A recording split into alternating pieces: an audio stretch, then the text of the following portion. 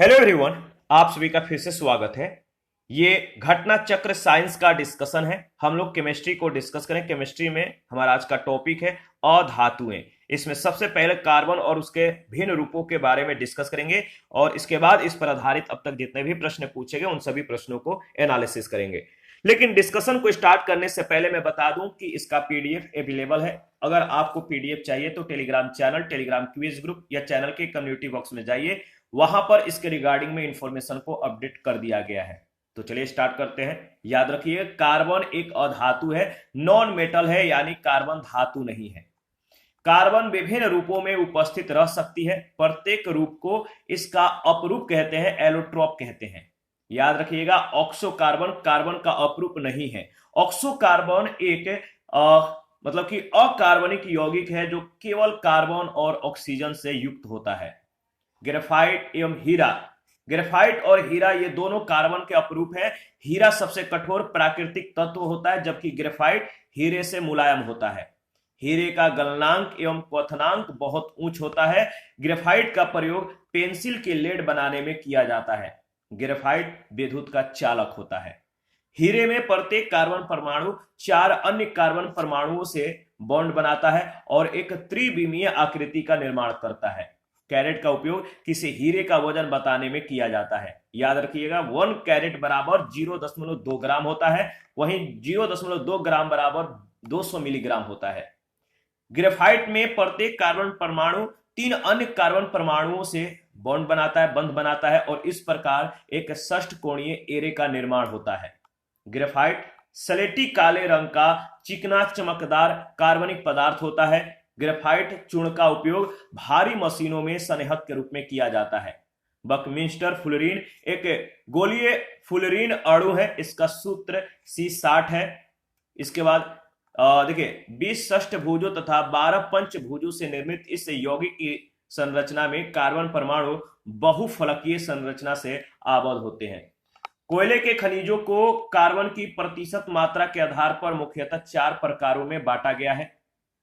Lignite, इसमें जो carbon की प्रतिशत होता है 25 से 35%। सब बिटुमिनस में 35 से 45%, बिटुमिनस में 45 से 85% और एंथ्रेसाइट में 85% से अधिक जो है कार्बन की मात्रा पाई जाती है। हीरे का उपयोग कांच को काटने, उस पर उत्कीर्ण करने या खरोचने में किया जाता है। हीरे का प्रयोग कांच को काटने के लिए, उस पर उत्कीर्ण करने के लिए, कोई आकृति बनाने के लिए, खरोचने में होता है। हाइड्रोफ्लोरिक अम्ल का प्रयोग भी कांच पर उत्कीर्ण करने और खरोचने में किया जाता है। कांच हाइड्रोफ्लोरिक अम्ल HF, कांच हाइड्रोफ्लोरिक अम्ल में घुलनशील सिलिकेट बनाता है, जिसके कारण HF का भंडारण कांच के बर्तनों में नहीं किया जाता है। याद रखिएगा। देखिए, अगर बात करें तो ठोस कार्बन डाइऑक्साइड को शुष्क बर्फ या शुष्क हिम कहा जाता है। ठोस कार्बन डाइऑक्साइड को शुष्क बर्फ या शुष्क हिम कहा जाता है। यह गर्म करने पर सीधे ही गैस में परिवर्तित हो जाती है। इसका उपयोग आइसक्रीम के निर्माण में तथा प्रभावकारी शीतलक के रूप में किया जाता है। कार्बन के कुछ यौगिकों के गलनांक एवं क्वथनांक दिए गए हैं, तो इसको रट जाइएगा। जैसे एसिटिक एसिड का गलनांक 290 केल्विन में और क्वथनांक 391। क्लोरोफॉर्म जो केल्विन में दिया गया 209 है और क्वथनांक 334 होता है। एथेनॉल का अगर बात करें तो गलनांक जो है 156 केल्विन और आपका जो क्वथनांक है 351। मीथेन का 90 गलनांक और क्वथनांक 111। इस पर आधारित पहला प्रश्न पूछा गया कि निम्नलिखित में से कौन सर्वाधिक यौगिक निर्माण करता है। निम्नलिखित में से कौन सबसे ज्यादा यौगिक निर्माण करता है? तो सही जवाब है कार्बन, बी ऑप्शन। उपयुक्त तत्वों में सर्वाधिक यौगिक निर्माण कार्बन की क्षमता कार्बन में होती है। कार्बन मतलब अगर बात करें यौगिक निर्माण करने की जो क्षमता है वो सबसे ज्यादा किसमें होती है? कार्बन में होती है। निम्नलिखित में किसमें कार्बन नहीं है? 4 ऑप्शन है, ऑप्शन को देखकर बताइए कि इसमें किसमें कार्बन नहीं है। तो देखिए, हीरा कार्बन का अपरूप है, ठीक है, याद रखिएगा। वैसे इसका सही जवाब हो जाएगा डी ऑप्शन, उपरोक्त में कोई नहीं। हीरा कार्बन का अपरूप है, इसका आपेक्षिक घनत्व 3.5 है। ग्रेफाइट स्लेटी काले रंग का चिकना चमकदार कार्बनिक पदार्थ होता है।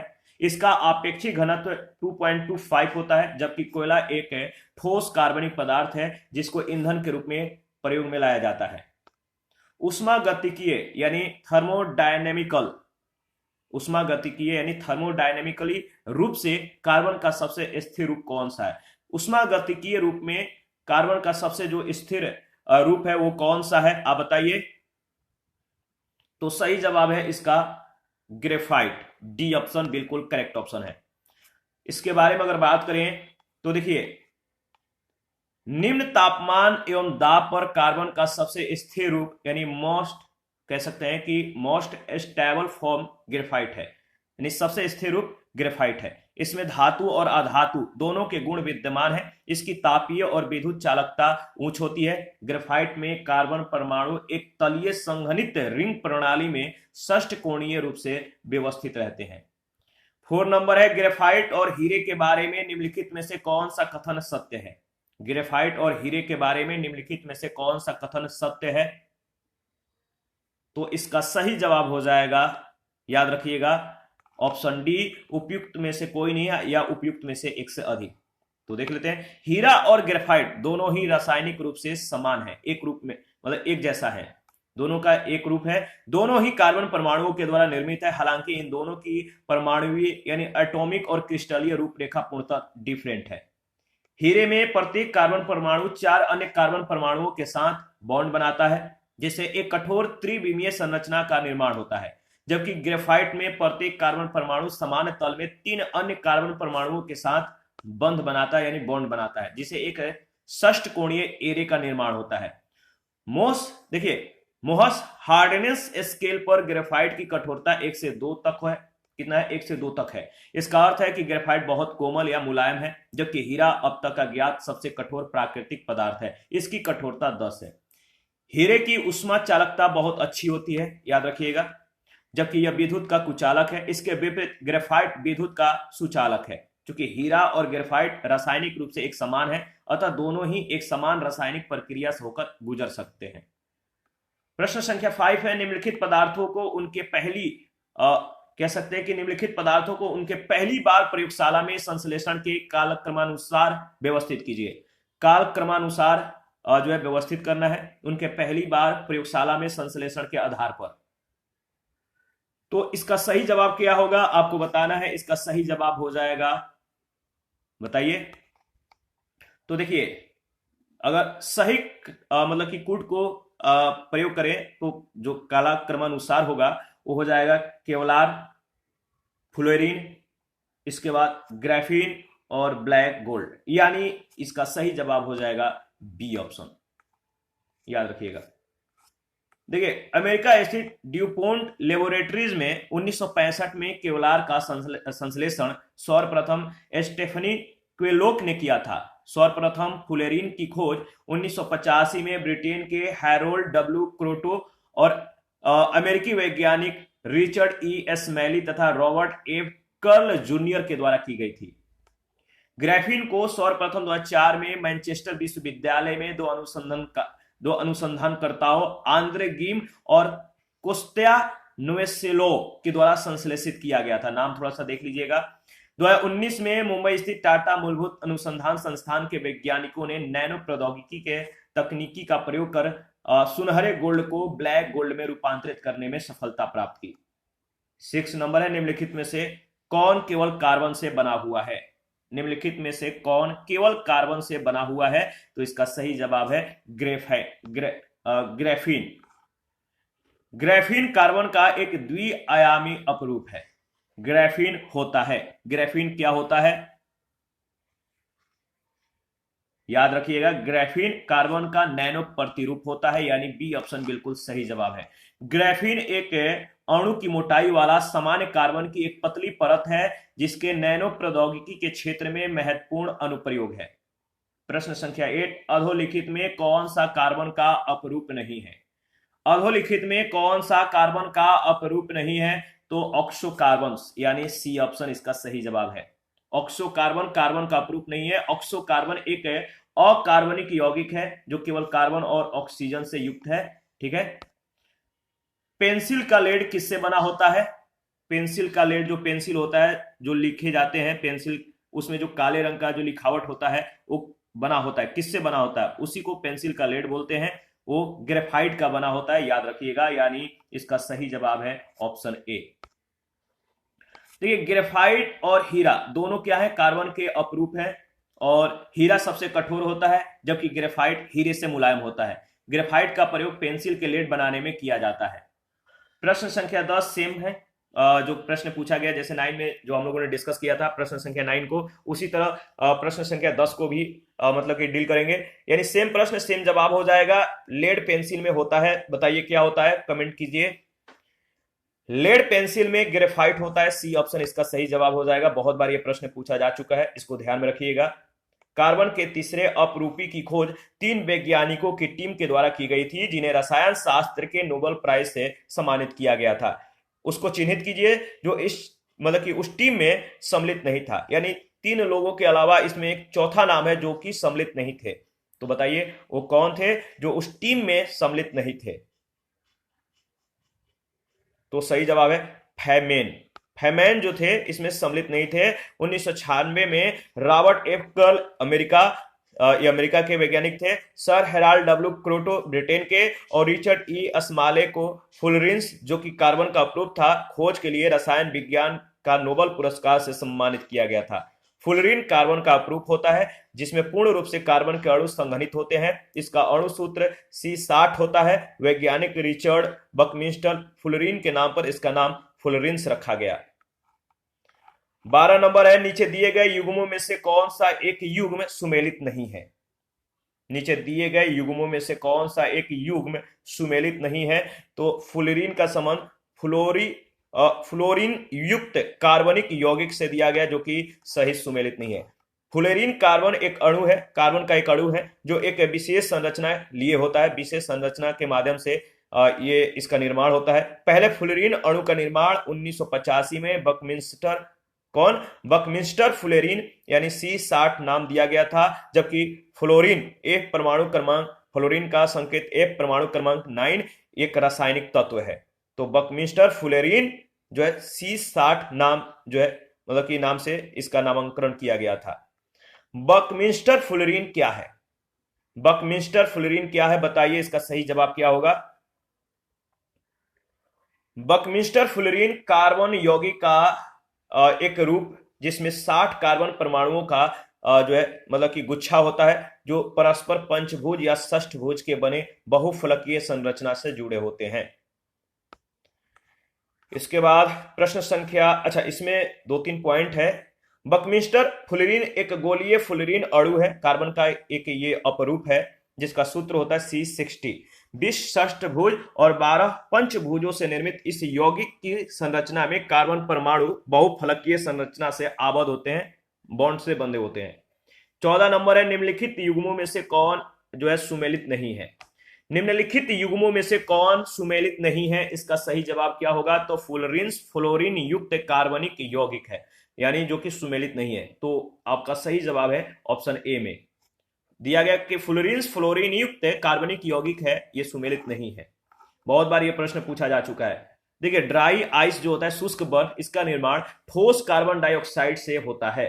निर्माण में मतलब कि ड्राई आइस के निर्माण में यह प्रक्रिया कार्बन डाइऑक्साइड गैस से तरल तत्पश्चात ठोस में परिवर्तित करके की जाती है। जबकि ठोस कार्बन डाइऑक्साइड का उध्र्वपातन तरल में न होकर सीधे गैस के रूप में होता है।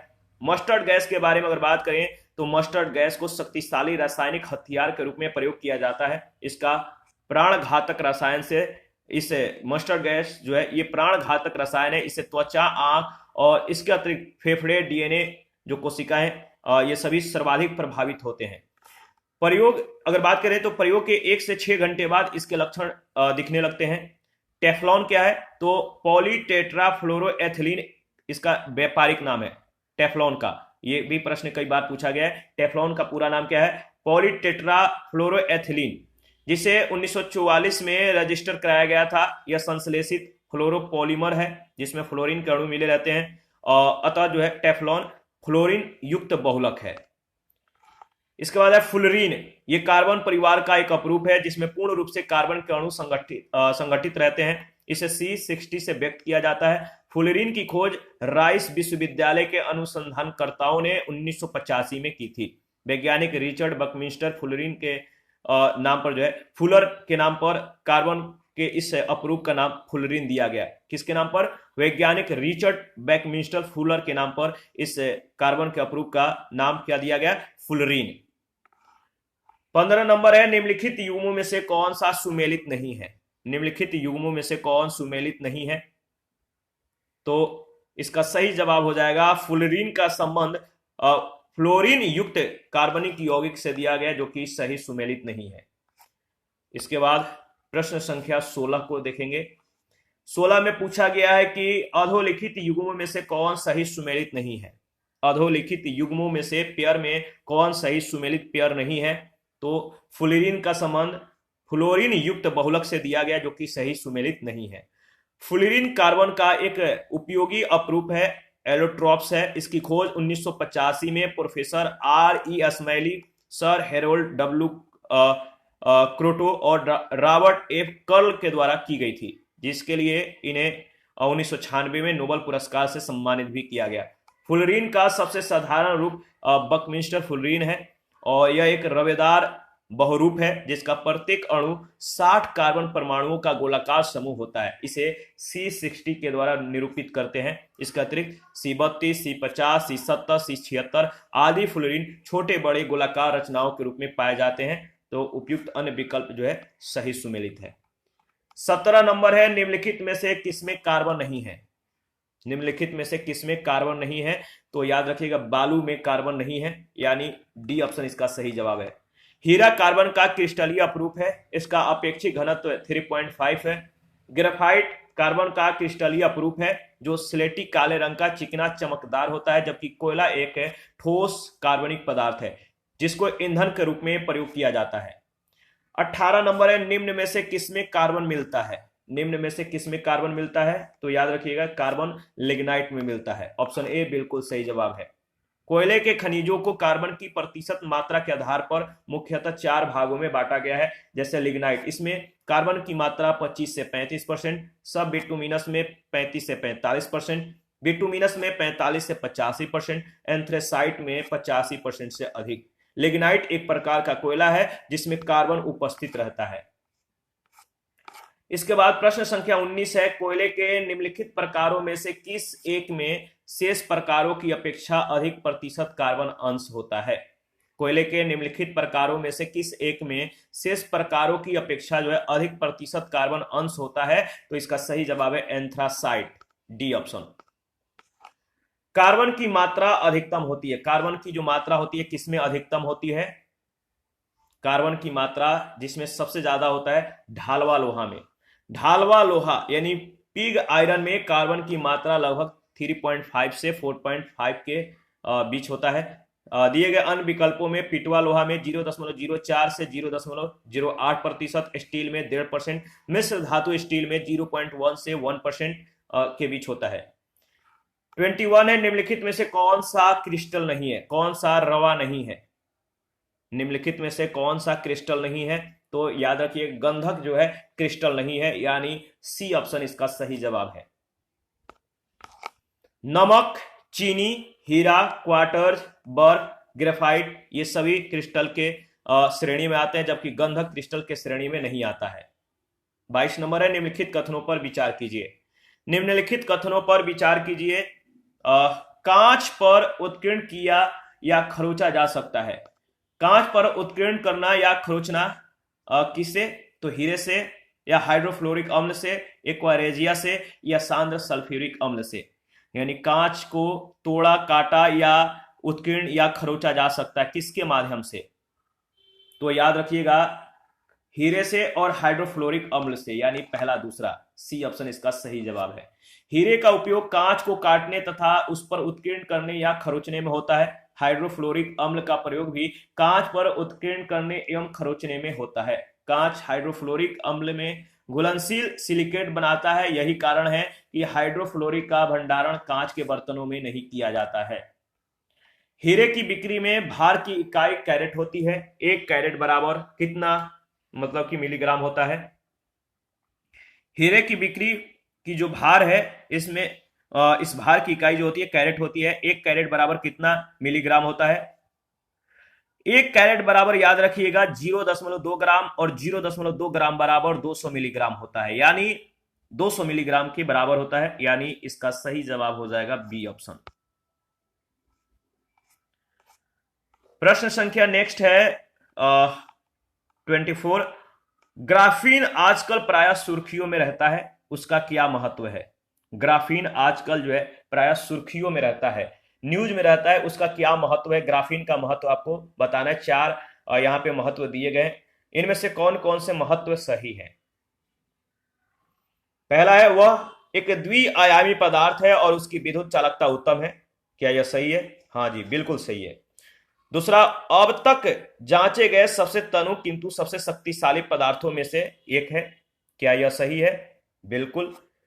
तीसरा है वह पूर्णतः सिलिकॉन से बना होता है और उसकी जो चाक्षुष पारदर्शिता होती है वो उच्च होती है। क्या यह सही है? तो इसका सही जवाब क्या है? यह सही नहीं है। चौथा है उसका टच स्क्रीन एलसीडी और कार्बनिक एलईडी के लिए चालक इलेक्ट्रोड के रूप में इस्तेमाल किया जाता है। पहला, दूसरा और चौथा सही है, तीसरा सही नहीं है, यानी सी ऑप्शन। ग्राफीन एक अणु की मोटाई वाली सामान्य कार्बन की एक पतली परत है, ठीक है, लेयर है, जो विलक्षण गुण को प्रदर्शित करती है। इसकी खोज मैनचेस्टर विश्वविद्यालय में कार्यरत दो वैज्ञानिक थे। इनका नाम था आंद्रे जीम और कॉन्स्टांटिन नोवोसेलो ने 2004 में की थी। इन दोनों का नाम याद रखिएगा, आंद्रे जीम और कॉन्स्टांटिन नोवोसेलो। 2004 में इन दोनों ने मिलकर इसकी खोज की थी। ग्राफीन के आश्चर्यजनक गुणों को रेखांकित करने के कारण ही दोनों को जो है 2010 में भौतिकी के नोबेल पुरस्कार से सम्मानित किया गया था। जिम और नोवोसेलो ने ग्राफीन को ग्रेफाइट के एक टुकड़े से निष्कर्षित किया था। ग्राफीन एक द्विआयामी तत्व है। द्विआयामी होने का फायदा यह है कि इनमें विद्युत को नियंत्रित करना त्रिविमीय तत्वों की तुलना में ज्यादा सरल होता है। ग्राफीन न केवल बेहद पतला है बल्कि अब तक खोजे गए पदार्थों में सबसे मजबूत भी है। विद्युत का संवाहक होने के साथ साथ इसमें तांबे के भी गुण पाए जाते हैं। यह लगभग पारदर्शी है। इसके बावजूद यह इतना घना है कि सबसे छोटा गैस का अणु हीलियम भी इससे होकर गुजर नहीं सकता। ग्राफीन का इस्तेमाल कंप्यूटर चिप्स, कम्युनिकेशन डिवाइस और टच स्क्रीन आदि में किया जा सकेगा। 25 नंबर है, निम्नलिखित में से कौन सा पदार्थ सर्वाधिक मजबूत होता है? कौन सा पदार्थ सर्वाधिक मजबूत होता है? इसका सही जवाब क्या है? तो कुछ ही सेकंड पहले हम लोगों ने डिस्कस किया था, इसका सही जवाब है सबसे मजबूत पदार्थ जो है इसमें ग्राफीन है। 26 नंबर है, निम्नलिखित कथनों पर विचार करके नीचे दिए गए कूटों से सही उत्तर का चयन कीजिए। पहला है कैल्शियम सल्फेट की उपस्थिति जल को कठोर बना देती है और वह उपयोग योग्य नहीं रहता है। क्या यह सही है? तो याद रखिए, कैल्शियम सल्फेट की उपस्थिति जल को कठोर बनाती है और जल उपयोग योग्य नहीं रहता है, बिल्कुल सही है। दूसरा, हीरा तांबा और लोहे से कठोर है। हीरा जो है तांबा और लोहे से क्या कठोर है? बिल्कुल सही। वायु का मुख्य घटक ऑक्सीजन है। क्या यह सही है? देखिए, वायु का मुख्य घटक जो है ऑक्सीजन है, यह सही नहीं है। नाइट्रोजन वनस्पति घी के निर्माण में प्रयुक्त होती है, यह भी सही नहीं है। यानी सिर्फ पहला दूसरा स्टेटमेंट सही है, यानी ऑप्शन ए बिल्कुल सही जवाब हो जाएगा। कैल्शियम सल्फेट की उपस्थिति से जल में अस्थायी कठोरता जो है हो जाती है और इसके घुले रहने से जल को उबालने पर भी इसकी अस्थायी कठोरता दूर नहीं होती है, अतः यह उपयोग के योग्य नहीं रहता है। हीरा सबसे कठोर होता है, यह किसी द्रव में नहीं घुलता, इस पर अम्ल, क्षार इत्यादि का कोई प्रभाव नहीं पड़ता। वायु विभिन्न गैसों का मिश्रण है जिसमें सर्वाधिक मात्रा में नाइट्रोजन होती है। वनस्पति घी के निर्माण में नाइट्रोजन नहीं बल्कि हाइड्रोजन प्रयुक्त होता है। पहला दूसरा सही है, तीसरा चौथा गलत है। भारी मशीनों के उपयोग के लिए सनेहक कौन सा है? भारी मशीन के उपयोग के लिए सनेहक के रूप में, यानी मशीन के कल पुर्जे को कम घिसने के लिए, कम क्षरण मतलब कि क्षरण होने से बचाने के लिए किसका उपयोग किया जाता है सनेहक के रूप में? तो याद रखिएगा, सही जवाब है ग्रेफाइट का। सी ऑप्शन बिल्कुल करेक्ट ऑप्शन है। ग्रेफाइट स्लेटी काले रंग का चिकना चमकदार कार्बनिक पदार्थ होता है। यह कार्बन का अपरूप है।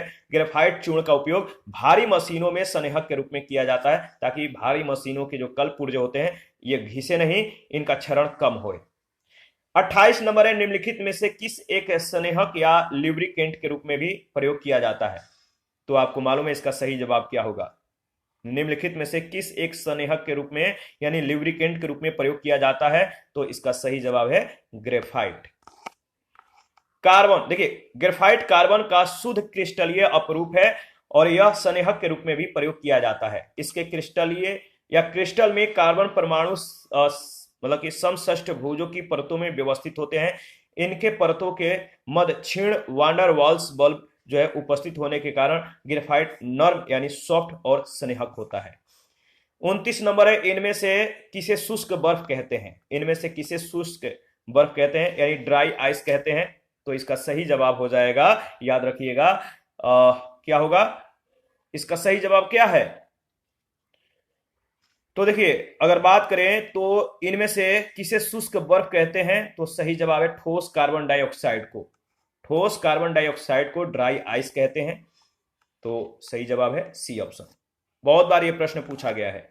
ठोस कार्बन डाइऑक्साइड को शुष्क बर्फ या शुष्क हिम कहा जाता है। यह गर्म करने पर सीधे ही गैस में परिवर्तित हो जाता है। इसका उपयोग आइसक्रीम के निर्माण तथा प्रभावकारी शीतलक के रूप में किया जाता है। 30 नंबर है, निम्नलिखित में से कौन सूखा बर्फ कहलाता है यानी ड्राई आइस कौन सा है? तो ठोस बताइए कार्बन डाइऑक्साइड यानी डी ऑप्शन। रासायनिक रूप में सूखी बर्फ है, सही जवाब क्या होगा? सेम प्रश्न सेम जवाब, बहुत बार यह प्रश्न पूछा जा चुका है। रासायनिक रूप में सूखी बर्फ क्या है? तो ठोस कार्बन डाइऑक्साइड, डी ऑप्शन बिल्कुल करेक्ट ऑप्शन है।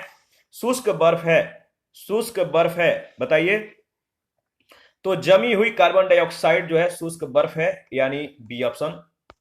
और 33 भी वही क्वेश्चन है, शुष्क बर्फ होता है, शुष्क बर्फ क्या होता है? तो ड्राई आइस यानी जो होता है वो होता है ठोस कार्बन डाइऑक्साइड। इसके बाद जल गैस है, जल गैस है, तो जल गैस बताइए CO+H2 यानी ऑप्शन है। जल गैस या वाटर गैस एक कृत्रिम या सिंथेसिस जो है गैस है, इसमें कार्बन मोनोऑक्साइड और हाइड्रोजन मिश्रित होती हैं। जल गैस को मेथिल एल्कोहल का जल गैस से जो है मेथिल एल्कोहल का निर्माण किया जाता है यानी CO+2H2 के मतलब कि साथ उत्प्रेरक की उपस्थिति में CH3OH का निर्माण किया जाता है। सोडा वाटर की बोतल खोलने पर निकलने वाली जो गैस है वो कौन सी है? जब सोडा वाटर की आप बोतल को ओपन कीजिएगा तो उनमें से मतलब कुछ गैसें निकलती हैं, वो गैस कौन सी होती है आपको बताना है। तो कार्बन डाइऑक्साइड है, यानी जब सोडा वाटर की जो बोतल है उसको खोलिएगा तो उसमें से जो गैस निकलती है वो कार्बन डाइऑक्साइड होता है। CO2 समूह का आबंध क्रम क्या है? CO2 समूह का जो आबंध क्रम है वो क्या है?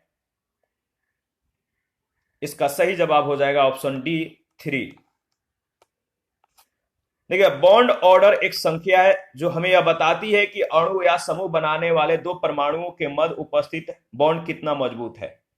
देखिए बॉन्ड क्रम का अधिक होना अधिक मजबूती और बॉन्ड क्रम का कम होना कम मजबूती को प्रदर्शित करता है। CO समूह का आबंध क्रम 3 है, याद रखिएगा। और इसी के साथ आज का जो सेशन है समाप्त करते हैं। नेक्स्ट सेशन में हाइड्रोजन और उसके यौगिक के बारे में डिस्कस करेंगे। आप अपना प्रतिक्रिया देते रहिए, आपके प्रतिक्रियाओं का हमें बेसब्री से इंतजार रहता है। जिन लोगों ने Telegram channel, Telegram quiz group, Facebook page, Instagram को ज्वाइन नहीं किया है, वीडियो के डिस्क्रिप्शन बॉक्स में उसका लिंक है, आप ज्वाइन कर सकते हैं। थैंक यू, मिलते हैं नेक्स्ट सेशन में।